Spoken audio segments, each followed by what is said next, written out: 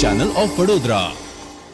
છેલ્લા કેટલાક સમયથી નરેશ પટેલના લઈને ગુજરાતના રાજકારણમાં અટકળો ચાલતી આવી હતી, જેનો અંત આવી ચૂક્યો છે। ખોડલધામ ટ્રસ્ટના ચેરમેન નરેશ પટેલે મહત્વની જાહેરાત કરી છે। કહ્યું, રાજકારણમાં પ્રવેશ કરવાનો મારો નિર્ણય હાલ પૂરતો મોકૂફ રાખું છું। કોઈ પાર્ટીમાં જોડાવ તો એક જ પાર્ટીનો થઈ જાઓ, દરેક સમાજની ચિંતા ન કરી શકું। વધુમાં તેમણે જણાવ્યું છે કે દરેક રાજકીય પક્ષ, સર્વ સમાજના ભાઈ બહેનો અને મીડિયાનો પણ હું આભાર માનું છું। થોડા દિવસ અગાઉ નરેશ પટેલે પાટીદાર નેતાઓ સાથે 45 મિનિટ સુધી બેઠક યોજી હતી અને અગાઉ રાજકારણમાં જોડાઈ શકે કે નહીં તે અંગે પણ જાહેરાત કરવાનું કહ્યું હતું। ખોડલધામમાં યોજાયેલી બેઠકમાં કોંગ્રેસના પાટીદાર નેતા હાર્દિક પટેલ, દિનેશ બાંભણિયા, પાસના કન્વીનર અલ્પેશ કથિરિયા ઉપસ્થિત રહ્યા હતા। આ બેઠકમાં ગ્રામ્ય વિસ્તારમાં વિકાસ, યુવાનો પર થયેલા કેસ પરત ખેંચવા, રાજકીય પ્રવેશ, હાર્દિક પટેલના રાજકારણ વગેરે મહત્વના મુદ્દે ચર્ચા ચાલી હતી। આ દરમિયાન નરેશ પટેલે એવું જણાવ્યું હતું કે મારે રાજકારણમાં જવું કે નહીં અને કયા પક્ષમાં જોડાવું તે આગામી દિવસોમાં વધુ ચર્ચા બાદ હું જાહેર કરીશ। નરેશ પટેલના નિવેદન પર કોંગ્રેસ પ્રભારી રઘુ શર્માએ પોતે કહ્યું હતું કે નરેશ પટેલ પોતે જ પોતાનો નિર્ણય જાહેર કરશે, હું કંઈ જવાબ નહીં આપી શકું। નરેશ પટેલ સાથે ગઈકાલે 2 કલાક ચર્ચા ચાલી હતી। અંતે આજે નરેશ પટેલે પોતાનો નિર્ણય જાહેર કરી દીધો છે। બિલકુલ હું એમ કહું કે હું શિવરાજને ના પાડીશ, એને રાજકારણમાં જવું હશે તો બિલકુલ ના પાડીશ। પછી સમય સંજોગ હું આપને ફરીથી કહું છું, પણ હું ના પાડીશ શિવરાજને। સમાજના નામે રાજકારણની વાત હતી, એવી પણ ચર્ચા સમાજ છે ભાઈ, ચર્ચા તો ઘણી બધી થાય। નહીં, આ છેલ્લા મહિનાની અંદર આખું અમારા સમાજે ખૂબ મારી યાર ચર્ચા થઈ, દરેક સમાજે મારી યાર ચર્ચા થઈ છે। નરેશભાઈ, આપ જ કહેતા હતા કે હું આવીશ રાજકારણમાં તો ઘણા બધા ફેરફાર લઈ આવીશ, તો હવે એ ફેરફારનું શું થશે? સારા લોકોને અંદર મૂકશું, આપ મારી મદદ કરજો। અત્યારે 2022 ની ચૂંટણી આવે જ છે, હા, પણ આપ મારી મદદ કરજો, મને ચીંધજો કે આવા લોકો જવા જોઈએ। જી જી સમાજમાં રાજકારણમાં the kind of crisis, petrol શોર્ટેજના રિપોર્ટ્સ આવી રહ્યા છે, price inflation all time high છે। તમારા સર્વેમાં આના કોઈ અંડરકરન્ટ કે ઇન્ડિકેશન્સ છે કે પબ્લિક આનાથી નારાજ છે કે નથી? એક એ એજન્ડા તો છે નહીં, પણ હું આપને કહું કે 27 વર્ષના શાસનમાં એન્ટી ઇન્કમ્બન્સી તો થવાની અને લોકોની નારાજગી હોય એ સ્વાભાવિક છે। નરેશભાઈ, આજે આંતરજ્ઞાતિ લગ્ન વધી રહ્યા છે, ત્યારે પ્રેમ લગ્ન અને લિવિંગમાં માતા પિતાની સમજણને કેટલી કેળવવી જરૂર છે, તેનાથી સમાજમાં શું છે? ગઈકાલે પણ આ ચર્ચાઓ થઈ હતી ક્યાં ચર્ચા થઈ હતી કાલે? માતા પિતાને ખાસ પિતાની સમજણ, પ્રેમ લગ્નની અને લિવિંગની જો સમજણ કેળવવામાં આવે તો સમાજમાં તેની અસર શું થશે? બહુ સારી અસર થાય। આજે આજનો અમારા મિટિંગનો પણ આ એક વિષય હતો કે પ્રેમ લગ્ન થાય અથવા તો સમાજની અંદર લગ્ન થાય, પણ આજે જે સહનશક્તિ ઘટતી જાય છે, આ સહનશક્તિ વધારેમાં વધારે માવતર એના બાળકોને આપે અને એ વધારે સક્ષમ થાય અને થોડું સહન કરીને આગળ વધે, એવી ચર્ચા આજે અમારી મિટિંગમાં પણ થઈ છે।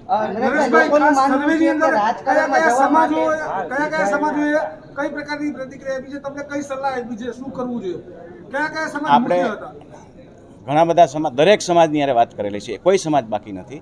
પણ તમે દરેક સમાજની વાત કરો છો, અત્યારે એક ઓડિયો વાયરલ થાય છે જેમાં પાટીદારોની બહુમતી ધરાવતા વિસ્તારોમાં અન્ય સમાજના લોકોને રહેઠાણની અથવા એના માટે પ્રવેશ અપાતો નથી, એમને મતલબ કહેવાય ને કે હેરાન કરવામાં આવે છે। સાહેબ, આ એજન્ડા નથી, આજે આ એજન્ડા નથી, પ્લીઝ એની આપણે લેટ અસ નોટ। માનવું છે કે રાજકારણમાં લોકોનું માનવું છે રાજકારણમાં જવા માટે નરેશભાઈને આજે ખોડલધામ છે એ માધ્યમ બનશે, આ પર ટ્રસ્ટી મંડળનું શું કહેવું છે લોકોનું? ફરીથી આપને કહું છું, ટ્રસ્ટી મંડળમાં પણ યુવાનો છે ને વડીલો છે, એટલે આ મિક્સ આખી પ્રતિભા છે અને મિક્સ એની વાત આવે આ છે। વાત એવી પણ વચમાં ઉતરી કે આપને સીએમ પદના દાવેદાર બનાવે તો આપ જવાના છો, સીધી વાત છે, અમુક સીટો પણ માંગવામાં આવી, એને ના પાડી છે એટલા માટે આપ રાજકારણમાં નથી જોડાયા। આ રાજકીય ચર્ચાઓ છે। બિલકુલ ચર્ચા બધી થાય, એક મોટી બાબત છે કે હું રાજકારણમાં જવું ન જવું, એ જ એક મોટી બાબત હતી અને આજે એનું પૂર્ણવિરામ મેં આપને આપ્યું છે। ત્યારે હું આપને કહું કે કોઈ કન્ડિશન એ પાર્ટી લેવલની કન્ડિશન એ લોકો સ્વીકારતી હોય, કોઈ પાર્ટી છે એ નાની પાર્ટી નથી, બધી પાર્ટીઓ મોટી છે આજે, અને એ લોકો કન્ડિશન સ્વીકારે ન કોઈ એની બાબત છે, એમાં મારે જવું ન જવું એ સેકન્ડરી વસ્તુ છે। હમણાં આપે જ કીધું કે મજબૂત ઓપોઝિશન, એટલે આપ સમજો છો કે મારે ઓપોઝિશનમાં બેસવાનું હતું, આપ સમજતા થાય। તમે અત્યારે એવું જ બોલ્યા ને કે કન્ડિશન, એટલે તમે માંગણી કઈ રીતે? નહીં, બિલકુલ મેં કોઈ માંગણી મૂકી નથી, ક્યારે કોઈ માંગણી મૂકી નથી। ગુજરાતના 80% યુવાઓ છે, એની ઈચ્છાઓનું મતલબ ક્યાંક ને ક્યાંક અપમાન થયું છે અથવા એની ઈચ્છાઓ નારાજગી છે, કારણ કે જે પોલિટિક્સ છે આવનારી પેઢી યુવા પેઢી જવા બિલકુલ એના માટે દ્વાર મેં ખુલ્લા કર્યા ને. આજે પોલિટિકલ અમે ટ્રેનિંગ સેન્ટર ઊભું કર્યું. પણ એનો કોઈ પણ સમય તો લાગે જ. હા, પણ એની પહેલા પણ અમે લોકોને અંદર મૂકશું ને. 2022ની ચૂંટણી અત્યારે પોલિટિકલ સ્થિતિ શું જોઈ રહ્યા છો તમે, શું કહેશો? બહુ અત્યારે હજી તો ઘણી બધી વાર છે અને હવે તો ગણતરી હવે પણ કોઈ પણ હજી કોઈ સર્વે નથી આવ્યા, કોઈએ નક્કી નથી કરી ટિકિટો કોને આપશે. ત્યારે આ બાબતે કોઈ ચર્ચા કરવી અત્યારે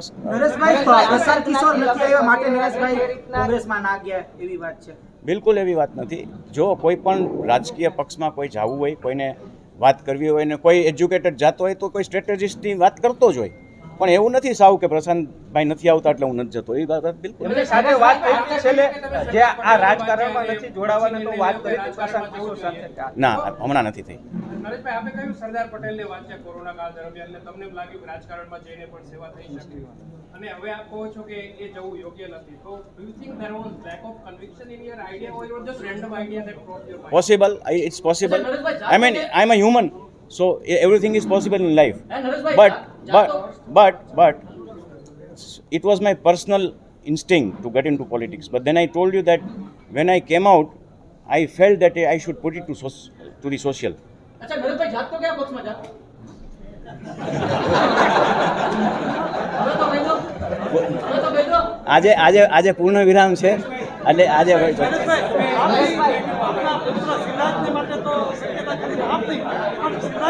નહીં કે વડીલો ખૂબ ચિંતા કરે છે અને યુવાનો બહેનો હજી પણ ઈચ્છે છે કે હું રાજકારણમાં આવું.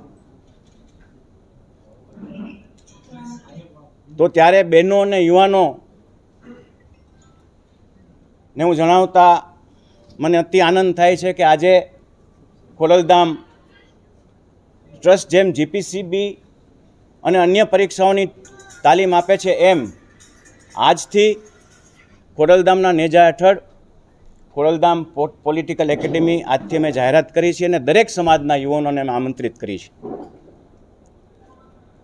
વડીલોની ચિંતા, સમાજનું સંગઠન, હું કોઈ પણ પાર્ટીમાં જોડાઉં તો આપ સમજો છો તેમ એક પાર્ટીનો થઈ જાઉં, દરેક સમાજ વચ્ચે રહીને હું કામ ન કરી શકું.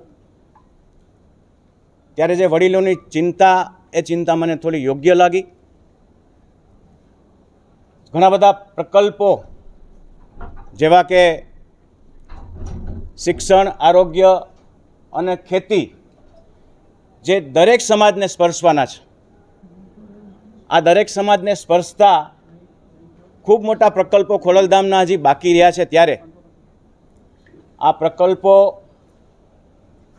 વેગ આપવું, એને આગળ વધારવું અને ગુજરાતની જનતાને, દરેક સમાજને આમાં લાભ મળે એવા પ્રયત્નો મારી આગેવાની નીચે ખોડલધામ ચાલુ કરે. આ બાબતથી હાલ રાજકારણમાં મારો પ્રવેશને હાલ પૂરતો હું મોકૂફ રાખું છું. અને આ જે પ્રકલ્પો છે એ શિક્ષણ, આરોગ્ય અને ખેતી, આ ટૂંક સમયમાં જ રાજકોટ નજીક અમરેલી ગામે ખોડલધામ એક રોલ મોડેલ તરીકે એને આગળ વધારવા માગે છે અને દરેક સમાજને આમાં લાભ મળે એવી ખોડલધામે આજે પણ ચિંતા કરી છે. આજે મને જણાવતા બીજો